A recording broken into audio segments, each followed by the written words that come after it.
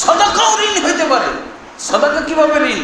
আপনি বলেছিলেন যে অমুক মাদ্রাসায় আমি 5 লাখ টাকা দিলাম, মসজিদে আমি এত টাকা চাঁদা দিব ঘোষণা করে দিয়েছেন, কিন্তু দেননি, তাহলে এটা কি?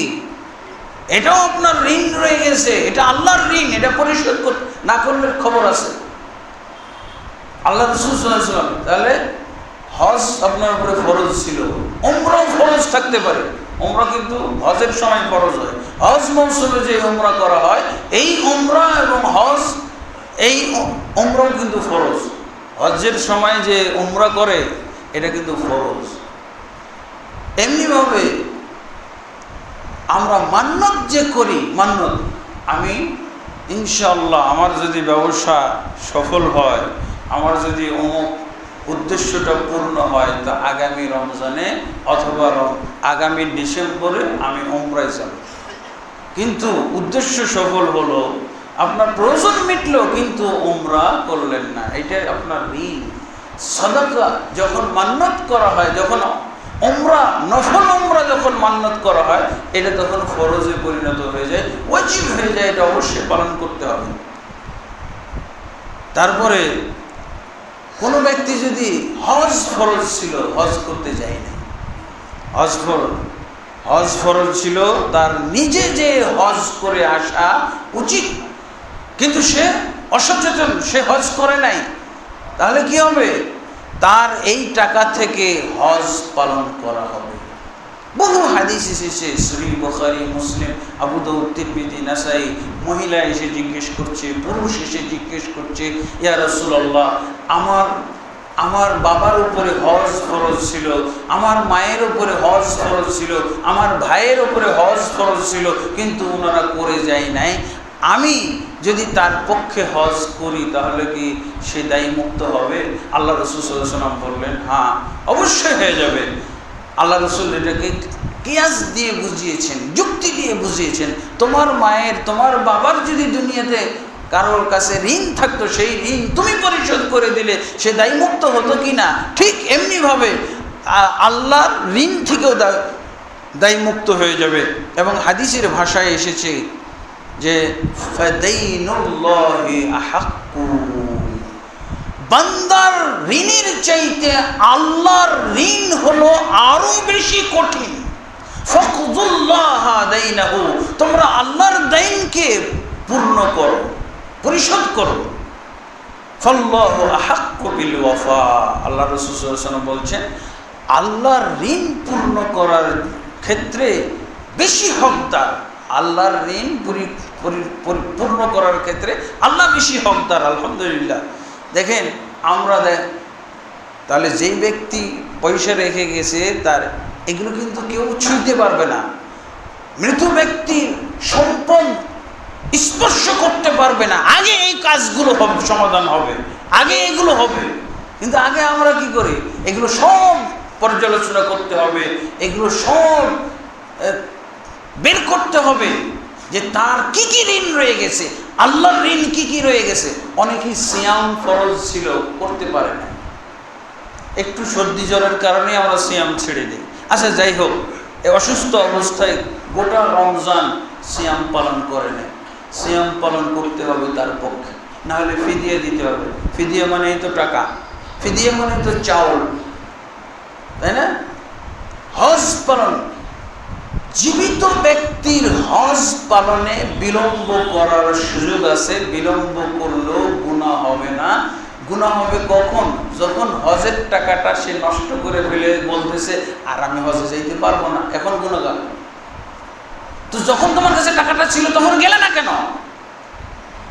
এখন যতদিন বেঁচে থাকবে ততদিনই গুনাহগার। এই জন্য জীবিত ব্যক্তির ক্ষেত্রে পয়সা এসে গেলে যথাসম্ভব তাড়াতাড়ি সে হজে যাবে। আচ্ছা, হজে যাইতে চাইছিল, হজ ফরজ হয়ে গেছিল সম্পদ, কিন্তু মরে গেছে, তাহলে কি করতে হবে? বান্দার ঋণের চাইতে আগে এই ব্যক্তির, এই আল্লাহর ঋণ, হজ ফরজ হয়ে গেছে। আমরা হজের ক্ষেত্রে কি করি?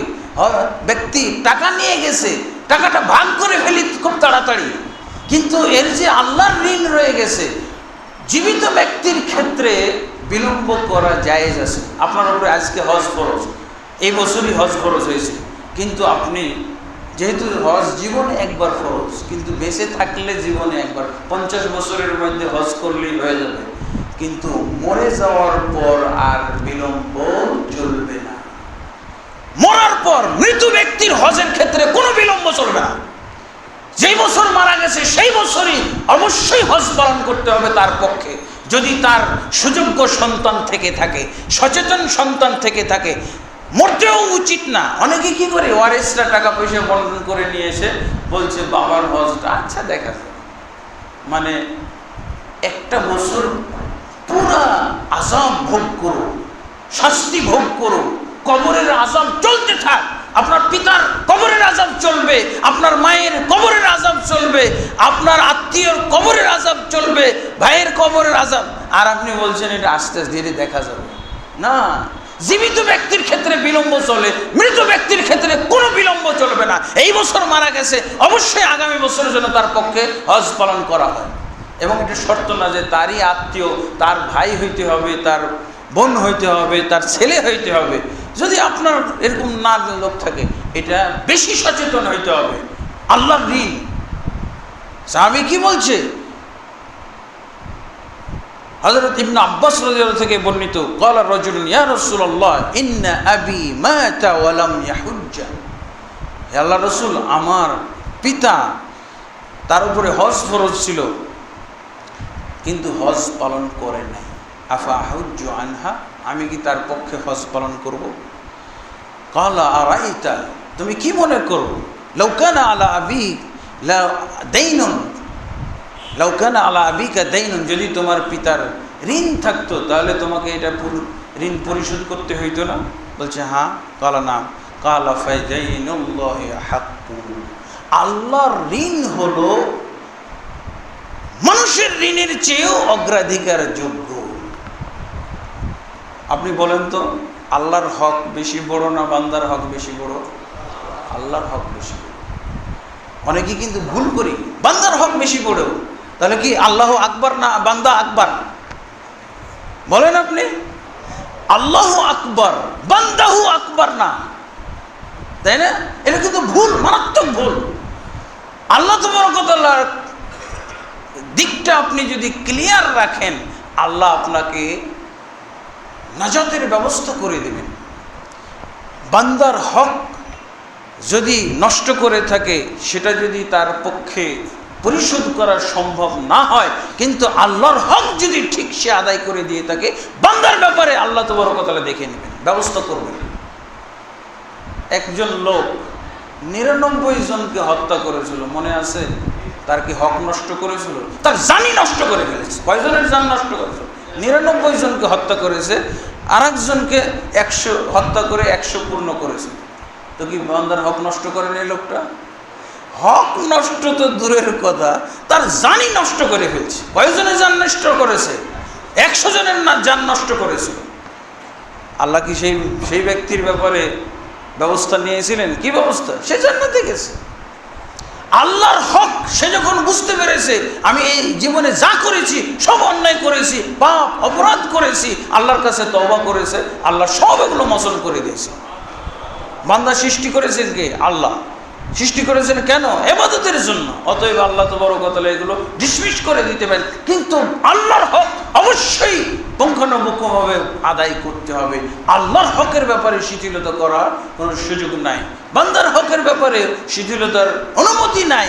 কিন্তু যদি করে ফেলে, তারপরও আল্লাহ চেষ্টা করতে হবে আদায় করে দেওয়ার। যদি না করতে পারেন, তবে আল্লাহ ব্যবস্থা করবেন। আল্লাহর হক যদি আপনি ঠিকভাবে আদায় করে থাকেন। আলহামদুলিল্লাহ, এই বিষয়গুলো খুবই গুরুত্বপূর্ণ।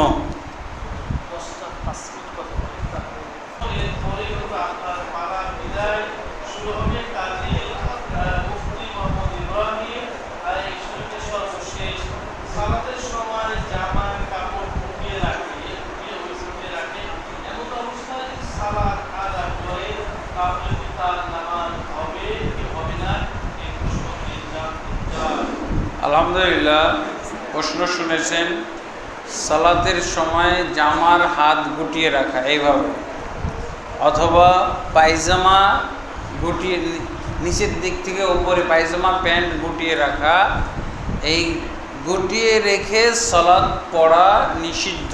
নাহা রাসূলুল্লাহ সাল্লাল্লাহু আলাইহি ওয়াসাল্লাম আনিল কাফত ফিস সালাহ, আল্লাহ রসুল নিষেধ করে দিয়েছেন জামার হাতা অথবা পায়জামাকে গুটিয়ে সালাত পড়তে, অতএব এটা করা যাবে না। তাহলে কি তাহলে বোঝা যায়, কি বোঝা গেল এখান থেকে, যে আপনি গুটান কেন? টাকনার উপরে নেওয়ার জন্য।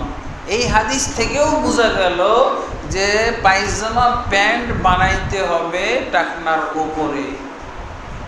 আর যদি আপনি বড় করেছেন তাই তো গুটিয়ে রাখতে হচ্ছে আপনার। তাহলে এই হাদিস থেকেও শিক্ষা পাওয়া যায় যে টাকনার উপরে প্যান্ট পায়জামা থাকতে হবে এবং আপনার কবজির উপরে থাকতে হবে, কবজি ঢাকে না যেন। এমনভাবে জামার শার্টের হাতা বানাবেন যাতে করে কবজি ঢেকে না যায়। আপনি কবজি ঢেকে যাচ্ছে দেখেই তো গুড়াইতেছেন, অথবা গরম, যাই হোক, তাহলে এটা নাজায়েজ। তবে কেউ যদি এই অবস্থায় সালাত পড়ে তার সালাত হয়ে যাবে, কিন্তু গুটানোটা যেহেতু আল্লাহ রসুল নিষেধ করেছেন, এই গুটানোর গুনাহ হবে। ঠিক আছে? জি, শেষ তো।